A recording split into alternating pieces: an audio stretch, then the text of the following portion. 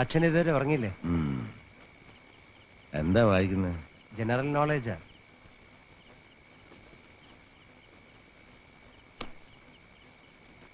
അച്ഛൻ എന്താ ആലോചിക്കണത്? അംബികയുടെ ഒരു എഴുത്തുണ്ടായിരുന്നു.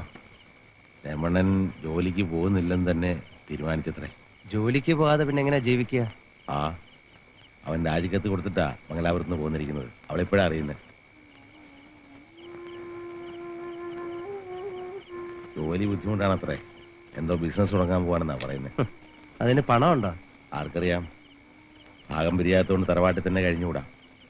എന്ന് വെച്ച് എത്ര കാലം ചേട്ടൻ്റെ ഇലവിൽ കഴിയും? തറവാട്ടുകാരെ നോക്കി കൊടുത്തതാ. എന്റെ മോക്ക് ഇങ്ങനൊരു ഗതി ആയല്ലോ ദൈവമേ. അച്ഛൻ വിഷമിക്കാതിരിക്കണം. രമണേട്ടൻ എന്തെങ്കിലും കണ്ടിട്ടുണ്ടാവും. കണ്ടിട്ടുണ്ടാവും. പണിയെടുക്കാതെ 3 നേരവും വെട്ടി വിഴുങ്ങാന്ന്.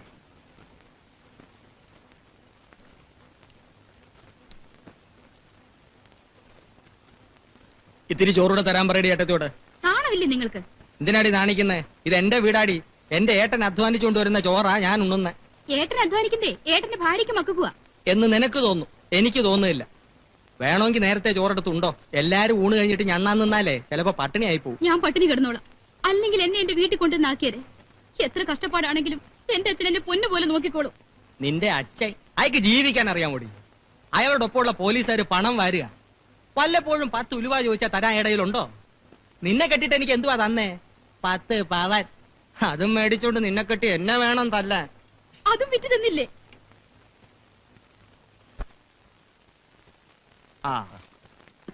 എന്താ ചങ്ങായിയെ കാണാൻ പോയതാ? അതെ, കേശുവിനെ കണ്ടിട്ടൊരു കാര്യം ഉണ്ടായിരുന്നു. ഒരു നാരങ്ങയോളം എടുത്ത് ഉപ്പിട്ട്. ഐസില്ലേ? ഇല്ല. അച്ഛന്റെ ലൈൻ തന്നെ പഠിക്കല്ലേ? അതെന്താ? നിങ്ങള് പോലീസ് ചേർന്ന് നമ്മുടെ കേശവൻ കുട്ടി പറഞ്ഞു. അങ്ങനെ ഓടിച്ചെന്ന് ചേരാൻ പറ്റുമോ? അവര് സെലക്ട് ചെയ്താലേ കിട്ടൂ. നിങ്ങക്ക് കിട്ടൂന്നേ. മനസ്സ് നന്നായ എല്ലാം. സേതു നിന്നെ എവിടൊക്കെ തിരക്കി? എപ്പോ? 1 മണിക്കൂറായി. അന്തികയും വന്നിട്ടുണ്ട്. 1 മാസമായി ഇങ്ങോട്ട് വരണമെന്ന് വിചാരിക്കാൻ തുടങ്ങിട്ട്. ഒരു ഒഴിവ് കിട്ടണ്ടേ? ഇനി ഏതായാലും കുറച്ചു ദിവസം കഴിഞ്ഞിട്ടേ ഞാൻ പോകുന്നുള്ളൂ.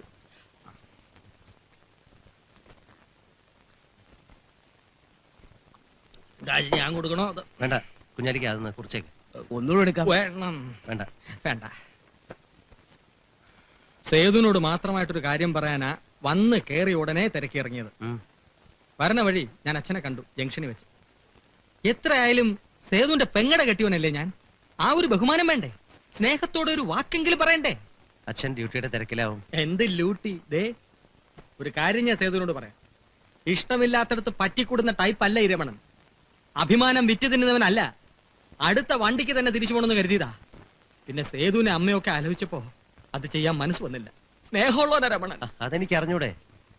നീയെങ്കിലും ഉണ്ടല്ലോ എന്റെ കൂടെ. ബാക്കി എല്ലാവരും എന്നെ വെറുത്തോട്ടെ. ജോലി വേണ്ടെന്ന് വെച്ചെന്തേ? മുണ്ട് മുറുക്കി കൊടുത്ത് പട്ടിണി കിടക്കാം. അടിമപ്പണി ചെയ്ത് ശീലിച്ചിട്ടില്ല. മേലുദ്യോഗസ്ഥന്മാർ ഭരിക്കാൻ വന്നാൽ തലകുനിച്ചു കൊടുക്കാൻ എനിക്കറിയില്ല. എന്നിട്ട് തരുന്നത് വെറും 1200 ഉലുവ. നമുക്കത് സീർട്ട് വലിക്കാൻ തകയൂ? നമുക്ക് മാസം ഒരു 10,000 രൂപ കിട്ടുന്ന ജോലി വേണം. SSLCക്ക് തോറ്റ വിഷയം പിന്നെ എഴുതിയില്ലേ? എന്തേ? വല്ല കളക്ടർമാരുടെയോ ചീഫ് സെക്രട്ടറിമാരുടെയോ ഒഴിവുണ്ടായിരുന്നെങ്കിൽ നോക്കാമായിരുന്നല്ലോ.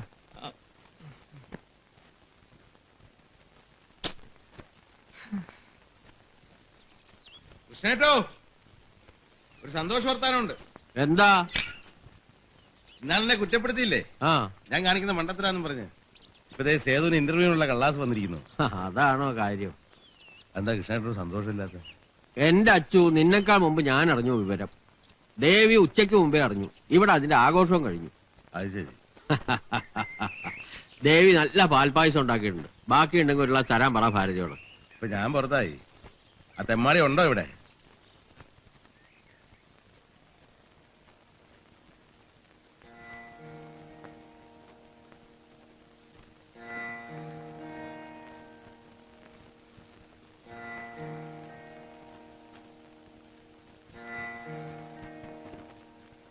എത്ര നേരമായി? പോകാം.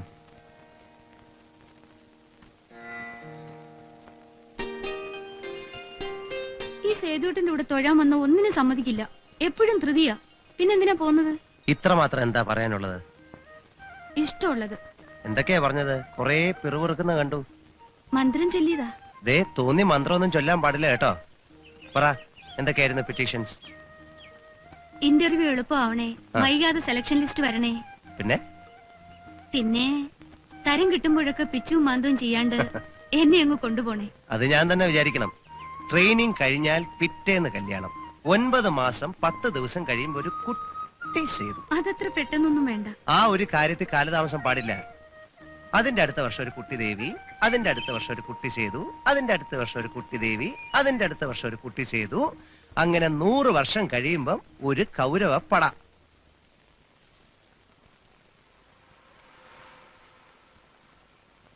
₹300 മതിയാവില്ലല്ലേ? ധാരാളമായി. 2 ദിവസത്തെ കാര്യമല്ലേ ഉള്ളൂ. എല്ലാം നല്ലോണം നോക്കിയിട്ടില്ലേ? അക്കാര്യത്തെ അച്ഛൻ പേടിക്കണ്ട. ഈ ശരീരം വെച്ചുകൊണ്ട് ഫിസിക്കൽ ടെസ്റ്റിന് 4th റാങ്ക് വാങ്ങിയില്ല ഞാൻ. ഇതിന് നമ്പർ 1 ആയില്ലെങ്കിലും നമ്പർ 2 എങ്കിലും നമ്പർ 2 എന്ന് വെച്ചാൽ വേറൊരു അർത്ഥം കൂടിയുണ്ട്. നമ്പർ 2 കക്കൂസി പോണത്. പോടാ അവിടെ. നിനക്ക് വീട്ടിലങ്ങനെ ഇരിക്കാൻ പാടില്ലേ? എന്തിനാ പിന്നാലെ വന്നത്? ഞാൻ സേതുവിനെ യാത്രയാക്കാൻ. അച്ഛാവന്റെ ഒരേ ഒരു അളിയനല്ലേ ഞാൻ. അല്ല, അച്ഛൻ പറഞ്ഞില്ല, ഞാൻ പൊയ്ക്കോളാം. ഇതോ വെച്ചോ, എന്തെങ്കിലും ആവശ്യമുണ്ടെങ്കിലോ? വേണ്ട അച്ഛാ. ഇതോ വെച്ചോ. എന്നാ പൊയ്ക്കോ, സമയം കളയണ്ട. ശരി. ഉം, ഉം, ഉം, ഉം.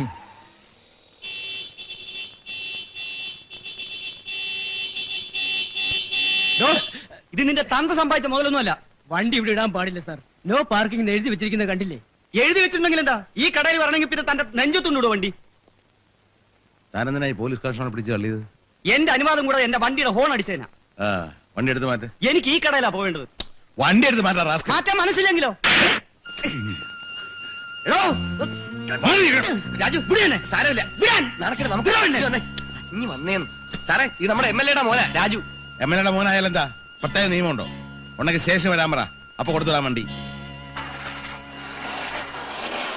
താൻ ചെയ്ത് ഇത്തിരി കടന്ന കൈയായി പോയി. പോലീസ് കോൺസ്റ്റബിളിനെ പിടിച്ച് തള്ളിയതോ സാറേ?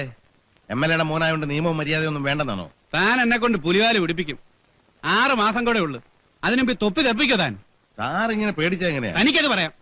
ഒറ്റ രാത്രി കൊണ്ടൊരു മന്ത്രിസഭ വിളിച്ചാണ് അയാള്. പിന്നെ ആ ഒരു പോലീസ് സ്റ്റേഷൻ.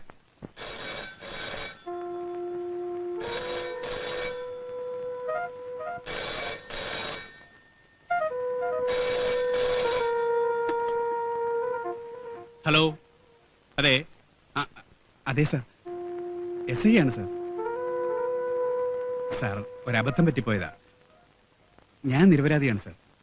അതെ sir, head constable number 2624 Achuthan Nair.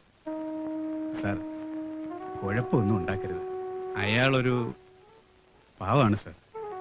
2 തവണ ഗുഡ് സർവീസ് എൻട്രി വാങ്ങിയ ആളാണ്. അതെ സാർ, ഞാൻ പറയാം സാർ. Thank you sir. രക്ഷപ്പെട്ടു താൻ. വേഗം കാർ MLAയുടെ വീട്ടിൽ കൊണ്ടുവന്നിട്ട് ആ ചെറുക്കനോട് മാപ്പ് പറ. ഞാനോ? പിന്നെ ആരാ? സമയം കളയാതെ വേഗം ചെല്ല്. എന്റെ പട്ടി പോവും. 25 വർഷമായി സാറേ കാക്കിടാൻ തുടങ്ങിയിട്ട്. എനിക്ക് കുപ്പായത്തോട് ബഹുമാനമുണ്ട്. ഈ പ്രശ്നത്തിന്റെ പേരിൽ ഇത് അഴിച്ചു വെക്കേണ്ടി വന്നാൽ ഞാൻ തയ്യാറാണ്.